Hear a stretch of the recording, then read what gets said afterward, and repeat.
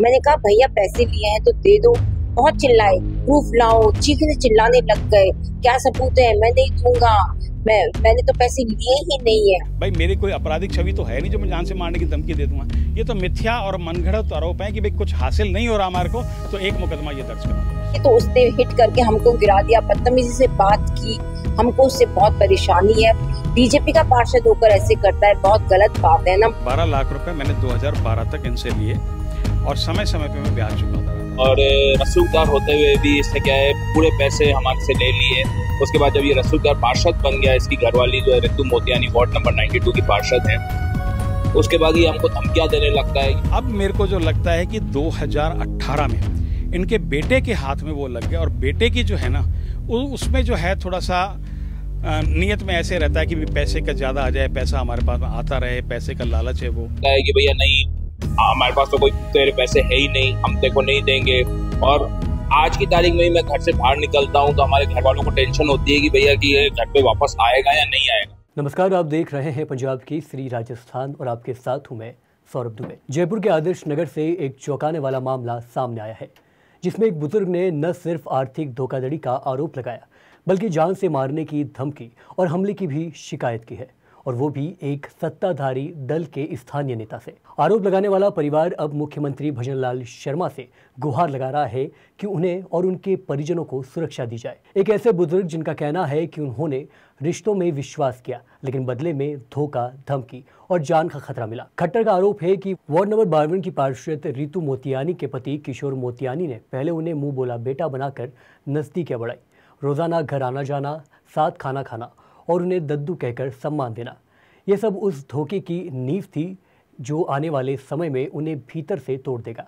प्रकाश चंद्र बताते हैं कि इसी विश्वास का फायदा उठाकर किशोर ने घरेलू जरूरत बताकर 1 लाख रुपए उधार मांगे और बाद में लिखित दस्तावेजों के जरिए कुल 4 लाख रुपए और ले लिए। किशोर मोतियानी मेरे पास आता था, प्यार से बैठता था और मुझे दद्दू दद्दू बोलता था। आपको पिताजी बनाया और मुझे धर्म का पिताजी बनाया। बहुत मधुरता से बात करता था और कुछ आपस में बैठते थे, खाते थे। तो एक दिन उसने मेरे को कहा कि दद्दू मेरे को पैसे की जरूरत है, मेरे को कुछ पैसे दे दो। तो मैंने कहा भैया भी चाहिए? हाँ। मैंने उसको 1 लाख रुपया दे दिया और कहा ठीक है, और वो 1 लाख रुपया ले गया। और कुछ दिन बीत जाने के बाद फिर मेरे पास आया कि दद्दू मेरा काम अच्छी तरह नहीं हुआ है, 1 लाख और दे दो। मैंने उसको 1 लाख और दे दिया। किशोर मोतियानी मेरे पास आता था, आया और आता रहा। मेरे से बड़े भद्र प्यार से बातें करता रहा और मेरे से मीठी बात करके एक दिन उसने कहा अंकल मेरे को कुछ परेशानियां करो, काम है, मेरे को पैसे चाहिए, पैसे आप दे दो। मैं उससे पैसे मांगता था, उससे पैसे मेरे को नहीं दे रहा था। और मेरे बच्चे कहीं जा रहे थे काम से, उसके पीछे कार आके टकरा दी और मेरा बच्चा और ये गिर गया पीछे। और वो कार के ज्यादा कुछ करोगे तो आपकी जान हानि की नुकसान हो सकता है। हमको अभी परेशान है, मैं प्रशासन से ये निवेदन तो करता हूँ, हमारे पास जान हानि का खतरा है। अब मेरी अभी ऐसी स्थिति है, 8 दिन में हॉस्पिटल रह गया हूँ और मैं अभी बिस्तरे पे हूँ, दवाई लेने के भी पैसे नहीं है, बहुत परेशान हो रहा हूँ। मैं प्रशासन से निवेदन करता हूँ कि मेरे को कोई ना कोई न्याय दिलाए, मुझे पैसे दिला दे ताकि मैं अपनी दवाई दारू कर सकूँ। वो मेरे बच्चे अभी परेशान हैं, बाहर निकल नहीं सकते डर के मारे, क्योंकि उनको डर है क्योंकि जान मान को खतरा है, कोई भी को कुछ कर सकता है। और वो अपने को कर सकता है, किशोर मोतियानी कर सकता है, वो पार्षद पति है और बहुत उसका वो डर रहता है उनको।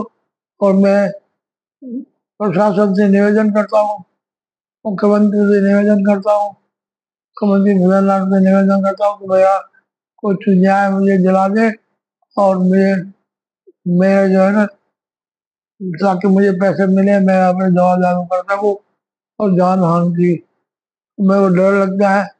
मैं प्रशासन से, मुख्यमंत्री भजनलाल से हाथ जोड़ के निवेदन करता हूँ, मुझे न्याय दिला दे और मुझे पैसे दिला दे। और हमारा जो डर है आने का, उसके लिए सब निवेदन करता हूँ। उनके बेटे मनोज खट्टर ने बताया कि किशोर ने खुद उनसे भी 5 लाख रुपए ब्याज समेत लौटाने के वादे के साथ लिए थे, लेकिन जब पैसे वापस मांगे गए तो किशोर मुकर गया और बीजेपी की धौंस दिखाते हुए कहने लगा, मैं पार्षद का पति हूँ, मेरी सरकार है, तुम मेरा कुछ नहीं बिगाड़ सकते। जब प्रकाश चंद्र का परिवार बार बार पैसे मांगता रहा तो किशोर ने पहले बातचीत बंद की और फिर खुलेआम धमकियां देने लगा। मनोज और उसकी बहन आशा ने आरोप लगाया कि एक दिन किशोर ने स्कूटी पर जा रहे दोनों को अपनी कार से टक्कर मार दी और खुलेआम कहा, तुमने मेरी शिकायत की है, अब देखो क्या होता है। गनीमत रही कि दोनों की जान बच गई, लेकिन डर और सदमे से परिवार अब पूरी तरह टूट गया। सर, मेरा नाम आशा खटवानी है, मैं प्रकाश खटवानी जी की बेटी, डिवोर्सी हूँ सर। मेरे पैसे थे 5 लाख रुपए। किशोर मोतियानी जी ने, जो पार्षद है, पार्षद पति है बीजेपी के, उन्होंने मेरे पापा को धर्म का पापा बनाया और मेरे को दीदी बनाया। हमारे घर आते जाते रहते थे और मेरे पापा का बहुत रेस्पेक्ट करते थे।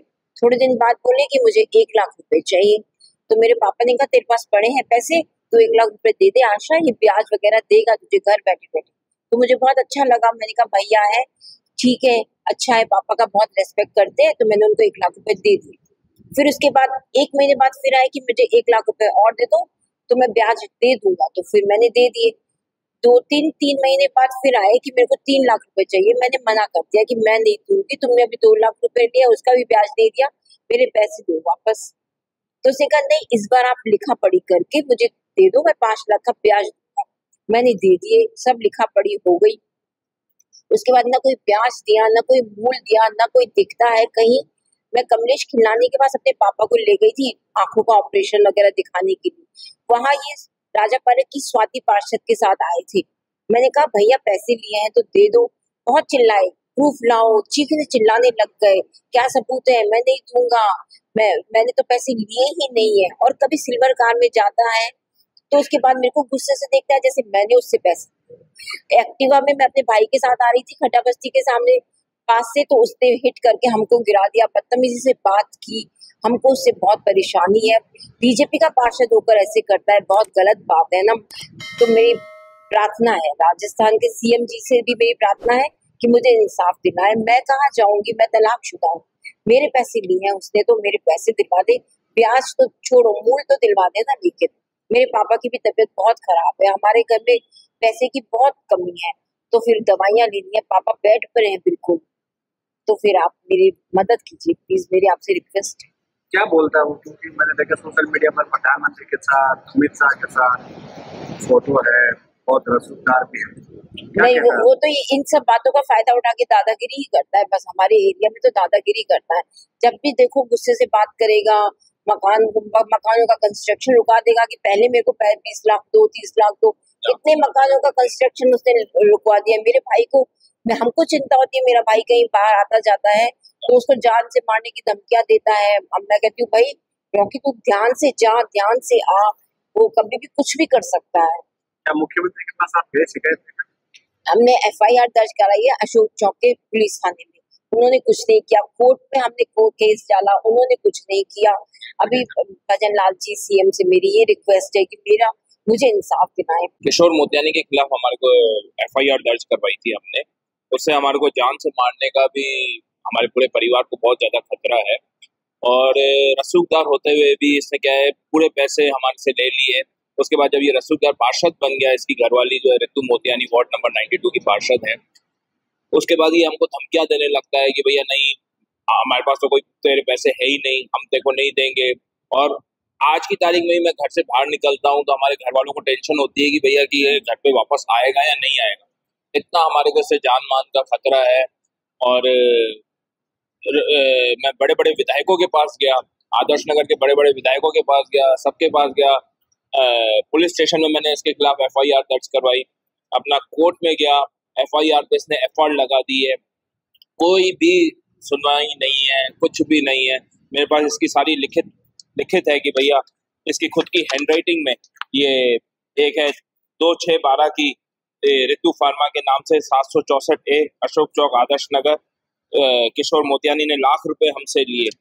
ये दूसरी है ऋतु फार्मा के नाम से, ये किशोर मोतियानी ने लाख रुपए एक और लिए 2/8/2010 को।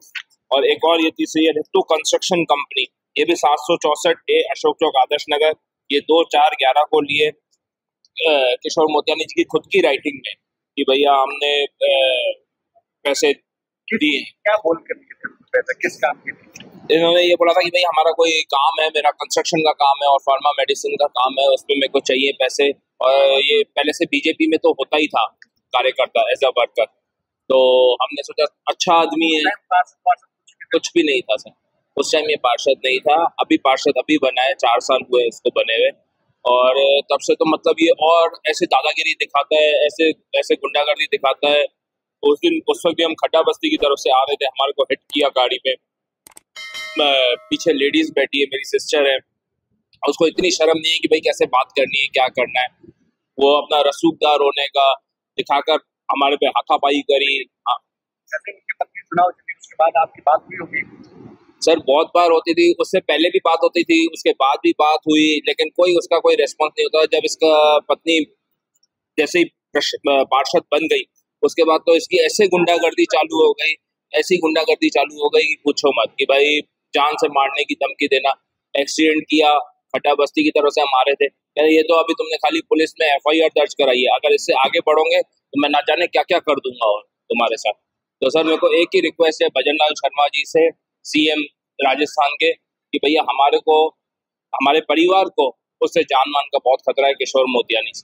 सर मैं सबसे पहले तो आपके चैनल को धन्यवाद देना चाहूँगा कि उन्होंने मेरा वर्जन लेना ठीक समझा और उसके बाद ही बाइट चलाना ठीक रहेगा। ये आपने अच्छी सोच है और आपके चैनल के से मैं धन्यवाद देता हूँ।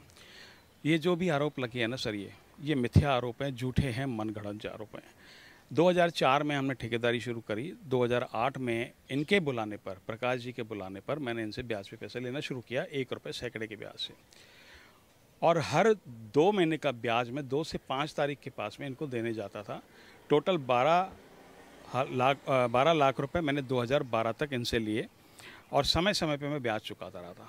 फिर जब 2014 में हमने ठेकेदारी बंद करी किसी कारणवश, तो 16, 17, 18 तक जो भी पेमेंट आता रहा मैंने इनको सारा पेमेंट चुका दिया। और एक डायरी थी, उस डायरी में नीचे जैसे अपन कैलकुलेशन करके नीचे लिखते हैं ताकि कोई दूसरी एंट्री नहीं हो पाए या एंट्री नहीं कर पाए, कोई दूसरी छेड़छाड़ नहीं कर पाए, वो करके उनमें 3 जनों के साइन हैं, ठीक है ना। उसमें प्रकाश जी के भी साइन हैं, मेरे हैं और एक और के साइन हैं। वो तब तक का हिसाब हम क्लियर करके और हम डायरी करके अपने पास ही, मेरे तब तक ये 2 लेटर इन्होंने लेटर पैड दिए थे जो मैंने लिए थे गुड फेथ में, 2008 के ही हैं दोनों। और मैंने इनको कहा था, मैंने कहा कि बाकी मेरे लेटर और हैं, लेटर हेड जो आपके पास में है उसमें क्लियर लिखा हुआ है 1 रुपये सैकड़े के ब्याज से 1 लाख रुपए लिया है मैंने, तो 2 लाख रुपए लिए, जो भी लिया है 12 लाख रुपए जो अब तक लिए, तो बाकी जो लेटर पैड है वो मेरे को आप दे दो। तो ये आजकल टालते रहे, फिर मेरे को पारिवारिक संबंधों का हवाला दिया। अब मेरे को जो लगता है कि 2018 में इनके बेटे के हाथ में वो लग गया, और बेटे की जो है ना उसमें जो है थोड़ा सा नीयत में ऐसे रहता है कि भी पैसे का ज़्यादा आ जाए, पैसा हमारे पास में आता रहे, पैसे का लालच है वो, तो उसके हाथ लगे, तो तब से वो बदनाम करना शुरू कर रहा है। फिर 2019 में मैंने आदर्श नगर थाने में एक परिवाद दिया। परिवाद से जांच में ये सामने आया जो मैंने उनको कहा, और जब देने देखा तो मैंने कहा 2 लाख रुपए तो मेरे ज़्यादा गए हुए हैं, मेरे 2 लाख रुपए भी ज़्यादा गए हुए हैं, मेरे दस्तावेज भी नहीं दे रहे। वो उस परिवाद में मेंशन है कि मेरे को वो अमाउंट और मेरे दस्तावेज वापस दिलाए जाएं, फिर भी ये नहीं माने, चलते रहे। फिर इनको थाने से बुला के मौखिक रूप से पाबंद कर दिया। पाबंद करने के बाद में 2021 में चुनाव हुए, 2020 में चुनाव हुए, 2021 में उन्होंने कोर्ट के थ्रू FIR दर्ज कराई। वो मेरे जांच का विषय बन गया। उन्होंने कोर्ट जांच करवाई, थाना अधिकारी ने, उस जांच में मैं निर्दोष पाया गया और उनको भी लगा कि वास्तव में ये मेरे साथ में गलत हो रहा है, और 2021 में उन्होंने FIR लगा दी। नहीं, नगद ही हुए थे, एक बार अकाउंट ट्रांसफर, बाकी सब नगद हुए हैं। और फिर जब हमने विवाद थोड़ा सा ऐसे भी बड़ा बीच बीच में, मैं इनको कहता था कि भाई मेरे लिए अब थोड़ा सा दिक्कत आ रही है, फर्म का काम अच्छा चल रहा है, तो आपके पास में लाइसेंस हो तो ही मैं ब्याज पे ले पाऊंगा, नहीं तो मेरे लिए संभव नहीं है। और जिनको और ठेकेदार को दिलाए थे उन्होंने भी यही बात कही थी कि भाई देखो अब ये संभव नहीं है हमारे लिए, क्योंकि आपके पास में लाइसेंस नहीं है, आप ये 2 नंबर का पैसा दे रहे हो और इस तरह से ब्याज पे पैसा हम नहीं ले सकते। यानी ऐसा है कि जो ब्याज पैसे के लाइसेंस नहीं है, लाइसेंस उनके पास है ही नहीं। तो क्या पहले आपने नहीं विचार किया जब आप पहले मेरे को ये बोलते रहे ना कि नहीं सब है हमारे पास में, हम इतने सालों से देते आ रहे हैं, आप क्यों चिंता कर रहे हो। अब मैं तो ये सोच रहा था कि भाई इनकी हेल्प करने के हिसाब से करें अपन, लेकिन बाद में जब पता पड़ा तो धीरे धीरे अपन ने उसको अवॉइड करना शुरू कर दिया, फिर ब्याज पे पैसे नहीं लिए हमने। मगर ये तो बहुत बड़ा आरोप है क्योंकि चुनाव का टाइम भी है, क्या कहेंगे आप? देखो सर, एक बात बताऊं क्या मैं आपको, आपके चैनल के माध्यम से ये भी कहना चाहता हूं, मैं चुनाव होते हैं, चाहे ये राजनीतिक चुनाव हो चाहे समाज के चुनाव हो, समाज में भी एक दूसरे के ऊपर जब दो धड़े हो जाते हैं तो आरोप लगते हैं। यहाँ भी इस तरह का है कि आरोप बेबुनियाद मेरी राजनीतिक सामाजिक प्रतिष्ठा को, मेरी और मेरी पत्नी की राजनीतिक छवि को नुकसान पहुँचाने के लिए किया जा रहा है, क्योंकि इस साल नवंबर में 2025 में भारतीय जनता पार्टी के चुनाव हैं। और फिर मैंने तो इनको आपके चैनल से माध्यम से कहूँगा भाई दोबारा एक बार जांच करवा लें थाने से, मुझे कोई आपत्ति है नहीं। जान से मारने की धमकी भी एफआईआर में लिखा गया है कि ऐसा कुछ भी नहीं है। आप इनकी अगर जो बहन ये कह रही है कि जान से मारने के, वो ये कह रही है आशा खटवानी, जबकि आशा खटवानी यहाँ रहती ही नहीं थी, वो रहती थी प्रताप नगर। वो अभी साल 1.5 साल से यहाँ आने लगी है, और जो बहन वैक्सीन का टीका उसके साथ लगवा के आ रही है वो है लता खट्टर, उसके चाचा की लड़की। तो बयान तो वो दे नहीं रही, और आशा खटवानी जो यहाँ रहती नहीं थी वो बयान दे रही है कि जान से मारने की धमकी। अरे भाई थाने में भी ये बात बोली थी जान से मारने, तो इनसे पूछा भाई कहाँ दी, बोला दुकान पे। बोला ये साबित कर दोगे, तो बोला नहीं आप तो एक काम करो 20 दुकान लिख दो। तो उस टाइम पे भी इनके बयान कंट्रोवर्सी वाले ही होते थे। और एक बात बताओ, ऐसा कौन सा बहुत बड़ा लेन देन हो गया कि मैं किसी को जान से मारने की धमकी दूंगा? मेरी राजनीतिक छवि है, मेरी सामाजिक छवि है, भाई मेरी कोई आपराधिक छवि तो है नहीं जो मैं जान से मारने की धमकी दे दूंगा। ये तो मिथ्या और मनगढ़ंत आरोप है कि भाई कुछ हासिल नहीं हो रहा हमारे को, तो एक मुकदमा ये दर्ज करा दो बस। बुजुर्ग प्रकाश चंद गंभीर रूप से बीमार है और अस्पताल में भर्ती है। दवाइयों के लिए पैसे नहीं है और मानसिक स्थिति बेहद कमज़ोर हो चुकी है। समाज और पुलिस से भी उन्हें कोई ठोस मदद नहीं मिली। उनका कहना है कि जब किशोर की पत्नी पार्षद बनी तब से उसके तेवर और भी आक्रामक हो गए। अब इस परिवार ने प्रेस कॉन्फ्रेंस कर मुख्यमंत्री भजनलाल शर्मा से न्याय और सुरक्षा की मांग की है। प्रकाश चंद्र खट्टर ने चेतावनी दी है कि अगर उनके परिवार को कुछ होता है तो इसके जिम्मेदार सिर्फ और सिर्फ किशोर मोतियानी होंगे। ये मामला न सिर्फ एक व्यक्ति के विश्वासघात की कहानी है, बल्कि ये भी दिखाता है कि सत्ता और रसूख के आने के आम नागरिक की आवाज़ कितनी बार दबा दी जाती है। अब देखना होगा कि मुख्यमंत्री और पुलिस प्रशासन इस बुजुर्ग की गुहार पर क्या कार्रवाई करते हैं। क्या सत्ता के गलियारों में बैठे लोग इस परिवार की चीख सुन पाएंगे, या ये मामला भी किसी फाइल में दब कर रह जाएगा? नमस्कार।